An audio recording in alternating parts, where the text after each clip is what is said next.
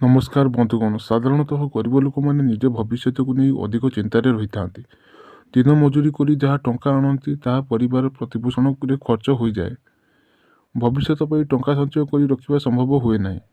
तेबे यही परिस्थिति रे पीएम श्रमयोगी पेंशन योजन अंतर्भुक्त हो निजर भविष्य को सुदृढ़ करें। यही योजन सामिल होगापी 18 रु ऊर्ध्व एवं 40 रु कम बयस होता आवश्यक।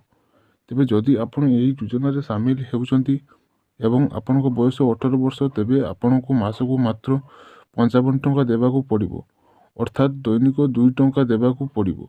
जदि आपण 29 वर्षर होइथिबे तेबे आपण को मासक मात्र 100 टंका देवाक पड़ो एवं 40 वर्षर होइथिले आपण को मासिक 2000 टंका जमा करने पड़ो। यही योजन सामिल होगापी किसी शर्त रही ताहा हेउची जो व्यक्ति रोजगार 15,000 रु कम थी से ही योजन सामिल हो पारे। यह छड़ा व्यक्ति माने श्रमिक होगा आवश्यक, ड्राइवर इलेक्ट्रीशियन स्वीपर श्रेणी होता आवश्यक अटे।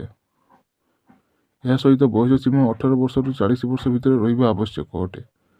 प्रधानमंत्री श्रम योगी मानधन पेंशन योजन पंजीकरण पर निकटस्थ CSC केन्द्र को जीवाक पड़ो। यापर आधार कार्ड एवं सेविंग अकाउंट किंबा जनधन अकाउंटर IFSC कोड देवाक पड़ो। तेबे यही समय पासबुक चेक किंबा बैंक स्टेटमेंट को प्रमाण भाव में दर्शाई दि जापर। थरे आपण को संपूर्ण विवरणी कंप्यूटर रे पंजीकृत हो गले मासिक आपण को केते अर्थ देवाक पड़ो, केते अर्थ देउछन्ती तार समस्त सूचना आपण पाइपर।